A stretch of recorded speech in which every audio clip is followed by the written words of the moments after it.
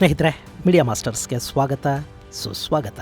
ಗೆಳೆಯರೆ, ಮನುಷ್ಯನ ಬಗ್ಗೆ, ಅವನ ಕುಕೃತ್ಯಗಳ ಬಗ್ಗೆ, ಅಸೂಯೆ ಬಗ್ಗೆ, ದ್ವೇಷದ ಬಗ್ಗೆ ಹೇಳೋದಕ್ಕೆ ಈ ಜನ್ಮ ಎಲ್ಲ ಸಾಕಾಗೋದಿಲ್ಲ. ಆದರೆ ಪ್ರಾಣಿ ಪ್ರಪಂಚ ಅನ್ನೋದು ಹಾಗಲ್ಲ. ಅಲ್ಲಿ ಮನುಷ್ಯನಷ್ಟು ಅವುಗಳಿಗೆ ಸ್ವಾರ್ಥವನ್ನ, ಅತಿ ಬುದ್ಧಿವಂತಿಕೆಯನ್ನ ದೇವರು ಕೊಟ್ಟಿಲ್ಲ. ಹೀಗಾಗಿ ಅವು ನಮಗಿಂತ ನೆಮ್ಮದಿಯಾಗಿ ಬದುಕುಬಿಡೋದಕ್ಕೆ ಸಾಧ್ಯ ಆಗ್ತಾ ಇದೆ. ಪಾಕಿಸ್ತಾನ, ರಷ್ಯಾ, ಅಮೆರಿಕ, ಆಫ್ರಿಕಾ, ಆಡಳಿತ, ವಿರೋಧ, ಹಿಂದೂ, ಮುಸ್ಲಿಂ ಈ ಜಂಜಾಟಗಳ ನಡುವೆ ಸ್ವಲ್ಪ ಬದಲಾವಣೆ ಇರಲಿ, ನೀವು ಕೂಡ ಸ್ವಲ್ಪ ರಿಲ್ಯಾಕ್ಸ್ ಆಗಲಿ ಅನ್ನೋ ಕಾರಣಕ್ಕೆ ಈ ವಿಡಿಯೋನ ನಿಮ್ಮ ಮುಂದಿಡ್ತಾ ಇದ್ದೀನಿ. ಸ್ನೇಹಿತರೆ, ಸಿಂಹ ಸಿಂಗಲ್ ಆಗೇ ಬರೋದು ಅನ್ನೋ ಡೈಲಾಗನ್ನು ನೀವು ಸಾಕಷ್ಟು ಬಾರಿ ಸಿನಿಮಾಗಳಲ್ಲಿ ಕೇಳಿರ್ತೀರಿ. ಆದರೆ ಅದು ನಿಜಾನ? ನೀರಲ್ಲಿ ಮೊಸಳೆಗಳನ್ನು ಎದುರಿಸೋ ಶಕ್ತಿ ಬೇರೆ ಯಾರಿಗೂ ಇಲ್ಲ ಅನ್ನೋ ಮಾತು ಎಷ್ಟು ಸುಳ್ಳು? ಜಗತ್ತಿನ ಅತಿ ಎತ್ತರವಾದ ಜೀವಿ ತುಂಬ ಕಡಿಮೆ ನಿದ್ದೆ ಮಾಡೋದು ಯಾಕೆ? ಅಷ್ಟೊಂದು ವಾಕ್ ಮಾಡಿದರೂ ಆನೆಗಳು ಯಾಕೆ ಸಣ್ಣಕ್ಕಾಗೋದಿಲ್ಲ? ಇಂಥ ಒಂದಷ್ಟು ಕುತೂಹಲಕಾರಿ ಮಾಹಿತಿಯನ್ನು ನಾವು ಈ ವಿಡಿಯೋದಲ್ಲಿ ನೋಡೋ ಪ್ರಯತ್ನ ಮಾಡೋಣ.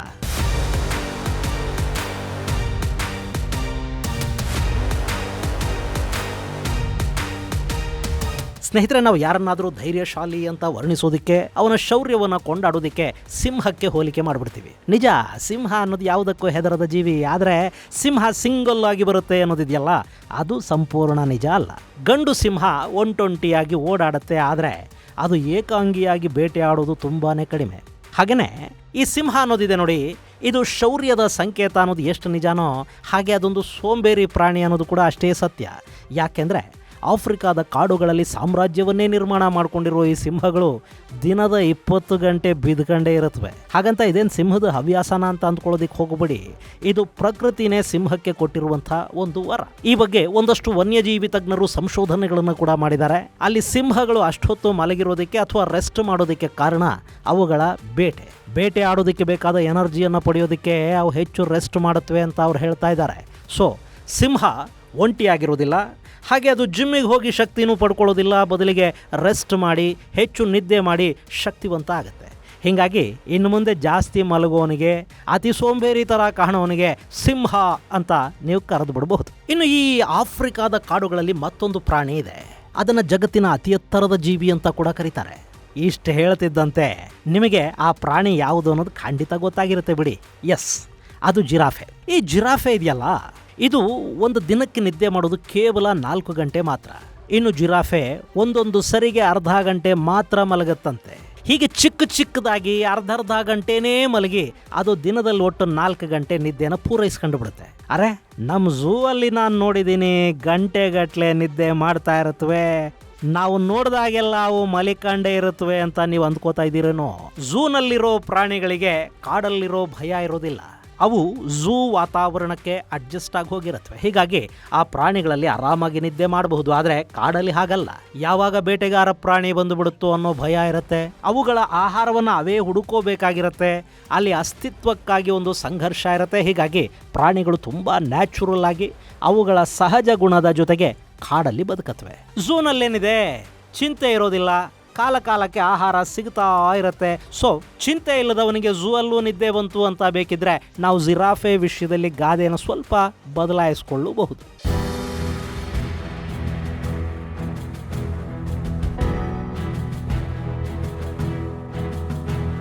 ಇನ್ನು ಆಫ್ರಿಕಾದಲ್ಲಿ ಜಗತ್ತಿನ ಭಯಾನಕ ಮೊಸಳೆಗಳು ಕೂಡ ಇವೆ. ನೈಲ್ ಕ್ರೊಕೊಡೈಲ್ಗಳು ಈ ಜಗತ್ತಲ್ಲಿರುವ ಅತಿದೊಡ್ಡ ಮತ್ತು ಅತ್ಯಂತ ಶಕ್ತಿಶಾಲಿ ಮೊಸಳೆಗಳ ಪೈಕಿ ಒಂದು ಅನ್ನಿಸ್ಕೊಳ್ಳುತ್ತವೆ. ಈ ಮೊಸಳೆ ಸರಿಸುಮಾರು 100 ವರ್ಷಗಳ ಕಾಲ ಬದುಕಿರುತ್ತೆ ಅನ್ನೋದು ಸಂಶೋಧನೆಗಳಿಂದ ಗೊತ್ತಾದ ವಿಷಯ. ಈ ಮೊಸಳೆಗಳು ಭೂಮಿಯ ಮೇಲೆ 15 ಮಿಲಿಯನ್ ವರ್ಷಗಳಿಂದ ಇವೆ ಅನ್ನೋದು ಭೂಮಿಯಲ್ಲಿ ಸಿಕ್ಕ ಪಳೆಯುಳಿಕೆಯನ್ನು ಅಧ್ಯಯನ ಮಾಡಿದ ನಂತರ ಸಂಶೋಧಕರು ಹೇಳ್ತಾ ಇರೋ ಮಾತು. ಇನ್ನೂ ಹಿಂದಿನಿಂದ ಕೂಡ ಅವು ಇದ್ದಿರಬಹುದು. ನಮಗೆ ಸಿಕ್ಕ ಪಳೆಯುಳಿಕೆಗಳ ಲೆಕ್ಕ 15 ಮಿಲಿಯನ್ ವರ್ಷ. ಹೀಗಾಗಿ ಮೊಸಳೆಗಳು 15 ಮಿಲಿಯನ್ ವರ್ಷಗಳಿಂದ ಭೂಮಿ ಮೇಲಿವೆ ಅಂತ ಸಂಶೋಧಕರು ಹೇಳ್ತಾ ಇದ್ದಾರೆ. ಇನ್ನು ಆಫ್ರಿಕಾದ ವೈಲ್ಡ್ ವಿಸ್ಮಯ ಅನ್ನೋದು ಇಷ್ಟಕ್ಕೆ ನಿಲ್ಲೋದಿಲ್ಲ. ಇಡೀ ಜಗತ್ತಲ್ಲಿ ಪ್ರತಿ ವರ್ಷ ಒಂದು ಮಹಾವಲಸೆ ನಡೆಯುತ್ತೆ. ಈ ಹಿಂದೆ ಇಡೀ ಜಗತ್ತಿಗೆ ಮನುಷ್ಯರು ಬಂದಿದ್ದೇ ಆಫ್ರಿಕಾದ ಮಹಾವಲಸೆಯಿಂದ ಅಂತ ಹೇಳ್ತಾರೆ ಅಲ್ವಾ? ಈಗಲೂ ಅಲ್ಲಿ ಮನುಷ್ಯರ ವಲಸೆ ಆಗ್ತಲೇ ಇರುತ್ತೆ. ಅವರು ಪಶ್ಚಿಮದ ದೇಶಗಳಿಗೆ ವಲಸೆ ಹೋಗ್ತಾ ಇರ್ತಾರೆ. ಆದರೆ ನಾನಿಲ್ಲಿ ಹೇಳ್ತಾ ಇರೋದು ಮನುಷ್ಯರ ವಲಸೆ ಬಗ್ಗೆ ಅಲ್ಲ, ಪ್ರಾಣಿಗಳ ಮಹಾವಲಸೆಯ ಬಗ್ಗೆ. ಹಾಗಂತ ಮನುಷ್ಯನ ಹಾಗೆ ಇದು ಖಂಡಾಂತರ ವಲಸೆ ಕೂಡ ಅಲ್ಲ. ಬದಲಿಗೆ ಆಫ್ರಿಕಾದಲ್ಲೇ ಒಂದು ಕಡೆಯಿಂದ ಮತ್ತೊಂದು ಕಡೆಗೆ ಲಕ್ಷಾಂತರ ಪ್ರಾಣಿಗಳು ಏಕಕಾಲಕ್ಕೆ ವಲಸೆ ಹೋಗುತ್ತವೆ. ಅದನ್ನು ಜಗತ್ತಿನ ಅತಿದೊಡ್ಡ ಪ್ರಾಣಿಗಳ ವಲಸೆ ಅಂತ ಕರೀತಾರೆ. ಈ ವಲಸೆಯಲ್ಲಿ ಆಫ್ರಿಕಾದ ಜಿಂಕೆ ಜಾತಿಯ ಗಜಲ್ಗಳು, ಝೀಬ್ರಾಗಳು ಕೂಡ ಇರುತ್ತವೆ. ಇವು ತಾಂಜೇನಿಯಾದ ಸೆರಂಗಟಿಯಿಂದ ಕೀನ್ಯಾದ ಮೊಸಾಯಿ ಮರ ಕಾಡಿಗೆ ವಲಸೆ ಬರುತ್ತವೆ. ಇದು ಒಟ್ಟು 500 ಮೈಲಿಗಳಷ್ಟು ದೂರದ ಅತಿ ದೊಡ್ಡ ಜರ್ನಿ. ಇಲ್ಲಿ ಈ ಪ್ರಾಣಿಗಳು ನೀರು ಹಾಗೂ ಆಹಾರವನ್ನು ಅರಸಿ ಒಂದು ಕಡೆಯಿಂದ ಮತ್ತೊಂದು ಕಡೆಗೆ ಹೋಗ್ತಾ ಇರುತ್ತವೆ. ಈ ದೃಶ್ಯವನ್ನು ನೋಡಿದರೆ ಇದು ಯಾವುದೋ ಸಿನಿಮಾದ ಗ್ರಾಫಿಕ್ಸ್ ಇರಬೇಕು ಅಂತ ಅನಿಸೋ ಹಾಗಿರುತ್ತೆ. ಇನ್ನು ಈ ಪ್ರಾಣಿಗಳು ಪ್ರತಿ ವರ್ಷ ಹೀಗೆ ಒಂದೇ ದಾರಿಯಲ್ಲಿ ಹೇಗೆ ಹೋಗೋದಕ್ಕೆ ಸಾಧ್ಯ? ನಾವು ಎಲ್ಲಿಗೆ ಹೋಗಬೇಕು ಅಂದ್ರೂ ಗೂಗಲ್ ಮ್ಯಾಪು GPS ಬಳಸುವಾಗ ಈ ಪ್ರಾಣಿಗಳು ತಲೆಮಾರಿಗೆ ಈ ಹಾದಿಯನ್ನು ನೆನಪಿಟ್ಟುಕೊಳ್ಳೋದಕ್ಕೆ ಹೇಗೆ ಸಾಧ್ಯ ಆಗುತ್ತೆ? ಇದು ಇನ್ನೂ ಕೂಡ ಸಂಶೋಧಕರಿಗೆ, ಪ್ರಾಣಿ ತಜ್ಞರಿಗೂ ಸರಿಯಾಗಿ ಅರ್ಥ ಆಗದ ವಿಷಯ. ಇನ್ನು ಆಫ್ರಿಕಾದಲ್ಲಿ ಕಂಡುಬರುವ ಗೆದ್ದಲು ಹುಳುಗಳಿವೆಯಲ್ಲ, ಅವು ಕೂಡ ವಿಶೇಷವಾಗಿ ಕಾಣುತ್ತವೆ. ಇವು ತುಂಬಾನೇ ದೊಡ್ಡ ಹುತ್ತಗಳನ್ನು ನಿರ್ಮಾಣ ಮಾಡುತ್ತವೆ. ಆಫ್ರಿಕಾದ ಕಾಡುಗಳಲ್ಲಿ ಅಲ್ಲಲ್ಲಿ ಕಾಣಸಿಗುವ ಈ ಹುತ್ತಗಳು ಇದೇ ಗೆದ್ದಲು ನಿರ್ಮಾಣ ಮಾಡಿರೋ ಅರಮನೆಗಳು ಅಂದರೆ ತಪ್ಪೇನಾಗೋದಿಲ್ಲ. ಅರೆ, ಇದರಲ್ಲೇನ್ರಿ ವಿಶೇಷ? ನಮ್ಮಲ್ಲಿ ಕೂಡ ಈ ರೀತಿಯಾದ ಹುತ್ತಗಳನ್ನು ನಾವು ನೋಡ್ತೀವಿ ಅಲ್ವಾ? ಅವು ಎಷ್ಟು ದೊಡ್ಡದಾಗಿರುತ್ತವೆ, 10-12 ಅಡಿಗಳಷ್ಟು ಎತ್ತರಕ್ಕೆ ಹುತ್ತಗಳಿರೋದನ್ನು ನಾವು ನೋಡಿದ್ದೀವಿ ಅಂತ ನೀವಂತೀರೇನೋ. ಆದರೆ ಆಫ್ರಿಕಾದಲ್ಲಿ ಕಂಡುಬರುವ ಹುತ್ತಗಳು 10 ಮೀಟರ್ ಅಂದರೆ ಸರಿಸುಮಾರು 32 ಅಡಿಗಳಷ್ಟು ಎತ್ತರದ ಹುತ್ತಗಳಾಗಿರುತ್ತವೆ. ಸೊ ಇವು ಪುಟ್ಟ ಜೀವಿಗಳು ಸೇರಿ ನಿರ್ಮಿಸುವ ದೊಡ್ಡ ನಿರ್ಮಾಣಗಳು ಅಂದರೆ ಖಂಡಿತ ತಪ್ಪಲ್ಲ. ಹಾಗೆಯೇ ಈ ಹುತ್ತಗಳು ಕಾಡಿನ ಮಣ್ಣಿನ ಗುಣಮಟ್ಟವನ್ನು ಕೂಡ ಕಾಪಾಡುತ್ತವೆ ಅಂತ ಹೇಳ್ತಾರೆ.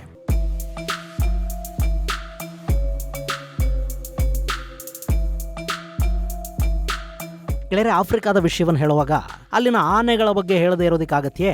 ಈ ಆನೆಗಳು ಏಷ್ಯಾದ ಆನೆಗಳಿಗಿಂತ ದೈತ್ಯಾಕಾರವಾಗಿ ಕಾಣುತ್ತವೆ. ಆದರೆ ಆಫ್ರಿಕಾದಲ್ಲಿ 2 ರೀತಿಯ ಆನೆಗಳಿವೆ. ಒಂದು ದೈತ್ಯಾಕಾರದ ಆಫ್ರಿಕನ್ ಬುಷ್ ಎಲಿಫೆಂಟ್, ಮತ್ತೊಂದು ಆಫ್ರಿಕನ್ ಫಾರೆಸ್ಟ್ ಎಲಿಫೆಂಟ್. ಇವೆರಡರ ಗಾತ್ರ ಕೂಡ ತುಂಬಾನೇ ಭಿನ್ನವಾಗಿರುತ್ತೆ. ಹಾಗೆ ಅವುಗಳ ಬಣ್ಣ, ದಂತ ಎಲ್ಲವೂ ಭಿನ್ನಾನೆ. ಈ ದೈತ್ಯ ಆನೆಗಳಲ್ಲಿ ಹೆಣ್ಣು ಆನೆಗಳೇ 2.47ರಿಂದ 2.73 ಮೀಟರ್ಗಳಷ್ಟು ಎತ್ತರದವರೆಗೆ ಬೆಳೆಯುತ್ತವೆ. ಹಾಗೆಯೇ ಅವುಗಳ ತೂಕ 2600 ಕೆಜಿಯಿಂದ 3500 ಕೆಜಿಯವರೆಗೆ ಇರುತ್ತೆ. ಇನ್ನು ಸಲಗಗಳು ಅಥವಾ ಗಂಡು ಆನೆಗಳು 3.04 ಮೀಟರ್ನಿಂದ 3.36 ಮೀಟರ್ಗಳಷ್ಟು ಎತ್ತರದವರೆಗೆ ಬೆಳೆಯುತ್ತವೆ. ಅವುಗಳ ಸರಾಸರಿ ತೂಕ 5200 ಕೆಜಿಯಿಂದ 6900 ಕೆಜಿಯವರೆಗೆ ಇರುತ್ತೆ. ಹಾಗೆಯೇ ಆಫ್ರಿಕಾದಲ್ಲಿ ರೆಕಾರ್ಡ್ ಆಗಿರುವ ಅತಿ ದೊಡ್ಡ ಆನೆ ಅಂದರೆ ಅದು 13 ಅಡಿಗಳಷ್ಟು ಎತ್ತರ ಆಯಿತು ಹಾಗೂ 10 ಟನ್ ತೂಕ ಇತ್ತಂತೆ. ಸೊ ಇಷ್ಟೊಂದು ದೊಡ್ಡ ಆನೆಗಳು ಸಾಕಷ್ಟು ವಿಶೇಷತೆಗಳನ್ನು ಕೂಡ ಹೊಂದಿರಲೇಬೇಕಲ್ವಾ? ಈ ಆಫ್ರಿಕನ್ ಎಲಿಫೆಂಟುಗಳು 12 ಮೈಲಿಗಳಷ್ಟು ದೂರದಿಂದಲೇ ನೀರಿನ ಸೆಲೆಯನ್ನು ಗುರುತಿಸುತ್ತವಂತೆ. ಹೀಗಾಗಿನೇ ಇವುಗಳನ್ನು ಪ್ರಕೃತಿಯಲ್ಲಿನ ಹೈಡ್ರಾಲಜಿಸ್ಟುಗಳು ಅಂತ ಕರೀತಾರೆ. ಇನ್ನು ಬರಗಾಲದ ಸಮಯದಲ್ಲಿ ಈ ಆನೆಗಳು ತಮ್ಮ ದಂತಗಳಿಂದ ನದಿ ಪಾತ್ರವನ್ನು ಬಗೆದು ನೀರನ್ನು ಹುಡುಕುತ್ತವೆ, ನೀರನ್ನು ಪಡ್ಕೊಳ್ಳುತ್ತವೆ. ಹೀಗಾಗಿ ಆನೆಗಳನ್ನು ಕಾಡಲ್ಲಿನ ಜಲತಜ್ಞರು ಅಂತ ಕೂಡ ಕರೀತಾರೆ. ಇನ್ನು ಈ ಆನೆಗಳಿಗೆ ಕಾಡಿನ ಪ್ರಾಣಿಗಳಲ್ಲಿ ಅಗ್ರಸ್ಥಾನವನ್ನು ಕೊಡಲಾಗುತ್ತೆ. ಕಾಡಲ್ಲಿ ಪ್ರಾಣಿಗಳು ನೀರು ಕುಡಿಯುವಾಗ ಈ ಹೈರಾರ್ಕಿ ಅನ್ನೋದು ನಮ್ಮ ಕಣ್ಣಿಗೆ ಕಾಣುತ್ತೆ.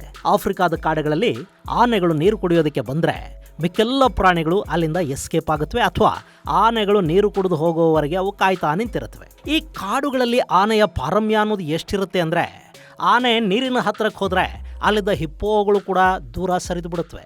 ನೈಲ್ ಮೊಸಳೆಗಳಿಗೂ ಹೆದರದ ಹಿಪ್ಪೋಗಳು ಈ ಆನೆಗಳಿಗೆ ಹೆದರತ್ವೆ. ಹಾಗೆಯೇ ಅಲ್ಲಿ ಸಿಂಹ ಸೇರಿದಂತೆ ಯಾವುದೇ ಮಾಂಸಾಹಾರಿ ಪ್ರಾಣಿ ಕೂಡ ಆನೆಯ ಮುಂದೆ ನಿಲ್ಲೋದಿಲ್ಲ. ಮೊದಲು ಆನೆ ನೀರು ಕುಡಿಯುತ್ತೆ, ಆ ಬಳಿಕ ಹಿಪ್ಪೋಗಳು ನೀರಿಗಿಳಿಯುತ್ತವೆ, ಅದಾದ ನಂತರ ಝೀಬ್ರಾಗಳು ನೀರು ಕುಡಿಯುತ್ತವೆ, ಆಮೇಲೆ ಇನ್ನುಳಿದ ಪ್ರಾಣಿಗಳ ಸಾಲು ಅಲ್ಲಿ ನೀರನ್ನು ಕುಡಿಬೇಕು. ಸೊ ಇದನ್ನು ಗಮನಿಸಿದರೆ ಆಫ್ರಿಕಾದ ಕಾಡುಗಳಲ್ಲಿ ನೀರು ಕುಡಿಯೋದಕ್ಕೂ ಕೂಡ ಒಂದು VIP ಸಂಸ್ಕೃತಿ ಇದೆ ಅನ್ನೋದು ನಮಗೆ ಗೊತ್ತಾಗತ್ತೆ.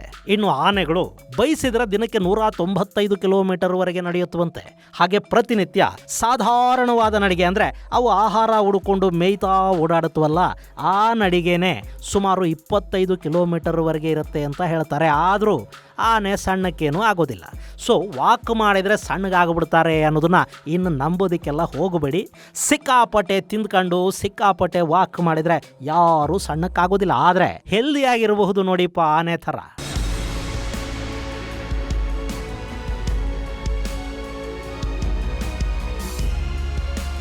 ಇನ್ನು ಆಫ್ರಿಕಾದಲ್ಲಿ ಒಂದಷ್ಟು ಪೆಂಗ್ವಿನ್ಗಳಿವೆ ಕಣ್ರಿ.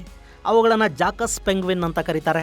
ನೋಡೋದಿಕ್ಕೆ ಮುದ್ದಾಗಿ ಕಾಣೋ ಈ ಪೆಂಗ್ವಿನ್ಗಳು ಮಾಡೋ ಶಬ್ದ ಮಾತ್ರ ತುಂಬಾನೇ ಕರ್ಕಶವಾಗಿರುತ್ತೆ.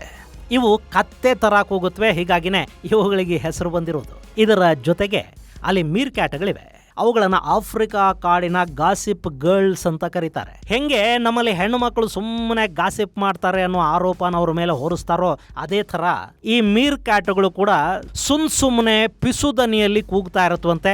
ಆ ಮೂಲಕ ಅಪಾಯದ ಸೂಚನೆಯನ್ನ ಗ್ರಹಿಸಿ ಅವು ಕಾಡಿನ ಇನ್ನುಳಿದ ಪ್ರಾಣಿಗಳನ್ನ ಎಚ್ಚರಿಸುತ್ತವೆ ಅಂತ ಹೇಳ್ತಾರೆ. ಸೊ ಈ ಮೀರ್ ಕ್ಯಾಟ್ಗಳಿದ್ದ ಕಡೆ ಸಸ್ಯಾಹಾರಿ ಪ್ರಾಣಿಗಳು ಸ್ವಲ್ಪ ಸೇಫ್ ಆಗಿ ಓಡಾಡುತ್ತವೆ.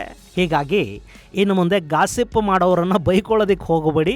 ಗಾಸಿಪ್ ಮಾಡೋ ಮೂಲಕ ಅವರು ನಿಮ್ಮನ್ನ ಎಚ್ಚರಿಸ್ತಾ ಇದ್ದಾರೆ. ನಾವು ಸ್ವಲ್ಪ ಕೇರ್ಫುಲ್ ಆಗಿ ಬದುಕೋದಕ್ಕೆ ಬೇಕಾದ ವ್ಯವಸ್ಥೆಗಳನ್ನ ಈ ಗಾಸಿಪ್ ಗಿರಾಕಿಗಳು ಮಾಡ್ತಾ ಇದ್ದಾರೆ ಅಂತ ಅಂದ್ಕೊಂಡು ಅವರನ್ನು ಕೂಡ ಕ್ಷಮಿಸಿ ಬಿಡೋ ಗುಣನ ನಾವು ಬೆಳೆಸ್ಕೊಳ್ಳೋಣ. ಗೆಳೆಯರೆ, ಆಫ್ರಿಕಾದ ಕಾಡುಗಳಲ್ಲಿ ಹೈನಾಗಳನ್ನು ನಾವು ಮರೆಯೋದಕ್ಕಾಗೋದಿಲ್ಲ. ಈ ಹೈನಾಗಳು ಸಿಂಹದ ಬಾಯಲ್ಲಿನ ಮಾಂಸವನ್ನು ಕೂಡ ಕಿತ್ಕೊಳ್ತವೆ. ಯಾಕೆಂದ್ರೆ ಹೈನಾಗಳು ಎಷ್ಟು ಕೊಳಕಾಗಿರುತ್ತವೆ, ಅವುಗಳ ಚರ್ಮ ಎಷ್ಟು ದಪ್ಪ ಅಂದರೆ ಸಿಂಹ ಕೂಡ ಹೈನಾಗಳ ಜೊತೆ ಕಿತ್ತಾಟಕ್ಕೆ ಇಳಿಯೋದಕ್ಕೆ ಇಷ್ಟಪಡೋದಿಲ್ಲ. ಹಾಗೆಯೇ ಈ ಹೈನಾಗಳ ಗುಂಪಿರುತ್ತಲ್ಲ, ಇದನ್ನು ಮುನ್ನಡೆಸೋದು ಹೆಣ್ಣು ಹೈನ. ಇನ್ನು ಆಫ್ರಿಕಾದಲ್ಲಿ ಕಂಡುಬರುವ ಝೀಬ್ರಾಗಳಿವೆ ನೋಡಿ, ಅವುಗಳ ಪಟ್ಟೆಗಳು ಒಂದಕ್ಕಿಂತ ಮತ್ತೊಂದರಲ್ಲಿ ಭಿನ್ನವಾಗಿರುತ್ತವೆ. ಹೆಂಗೆ ನಮ್ಮ ಫಿಂಗರ್ ಪ್ರಿಂಟ್ಸ್ ಮ್ಯಾಚ್ ಆಗೋದಿಲ್ವೋ ಹಾಗೆ ಝೀಬ್ರಾಗಳ ಮೈಮೇಲಿನ ಪಟ್ಟೆಗಳು ಕೂಡ ಒಂದಕ್ಕೊಂದಕ್ಕೆ ಮ್ಯಾಚ್ ಆಗೋದಿಲ್ಲ. ಒಂದು ಝೀಬ್ರಾದ ಪಟ್ಟೆ ಮತ್ತೊಂದು ಝೀಬ್ರಾದ ಪಟ್ಟೆಗಿಂತಲೂ ಭಿನ್ನವಾಗಿರುತ್ತೆ. ಏನು ಆಫ್ರಿಕಾದಲ್ಲಿ ಕಂಡುಬರೋ ಡಂಗ್ ಬೀಟಲ್ ಅನ್ನೋದೊಂದಿದೆಯಲ್ಲ, ಅದು ಮಿಲ್ಕಿ ವೇನ ಬೆಳಕನ್ನ ಆಧರಿಸಿ ಅದೇ ರೀತಿ ಸ್ಪೈರಲ್ ಆಗಿ ಓಡಾಡುತ್ತೆ ಅನ್ನೋ ನಂಬಿಕೆ ಕೂಡ ಅಲ್ಲಿದೆ. ಸ್ನೇಹಿತರೆ, ಇಲ್ಲಿ ನಾನು ಹೇಳಿದ್ದು ತುಂಬ ಸಣ್ಣ ಸ್ಯಾಂಪಲ್ ಮಾತ್ರ, ಆದರೆ ಟೈಮ್ ನೋಡಿ ಆಗಲೇ ಎಷ್ಟಾಗಿ ಹೋಯಿತು. ಇನ್ನೂ ಹೆಚ್ಚು ಹೇಳಬೇಕು ಅನ್ನೋ ಆಸೆ ಮತ್ತು ವಿಷಯ ಎರಡೂ ನನ್ನಲ್ಲಿದೆ. ಆದರೆ ಕೇಳ್ತಾ ಕೂತ್ಕೊಳ್ಳೋದಕ್ಕೆ ನಿಮಗೂ ಟೈಮ್ ಇರಬೇಕಲ್ಲ, ಬೇರೆ ಬೇರೆ ಕೆಲಸಗಳು ನಿಮಗೂ ಇರುತ್ತವೆ. ಸೊ ಆಫ್ರಿಕಾದ ಕಾಡುಗಳ ವಿಷಯ ಇವತ್ತಿಗೆಷ್ಟು ಸಾಕು. ಮುಂದಿನ ಸಂಚಿಕೆಯಲ್ಲಿ ಮತ್ತಷ್ಟು ವಿಶೇಷಗಳ ಜೊತೆ ನಾವು ಮತ್ತೆ ಭೇಟಿಯಾಗೋಣ. ಅಲ್ಲಿವರೆಗೆ ಜೈ ಹಿಂದ್, ಜೈ ಕರ್ನಾಟಕ.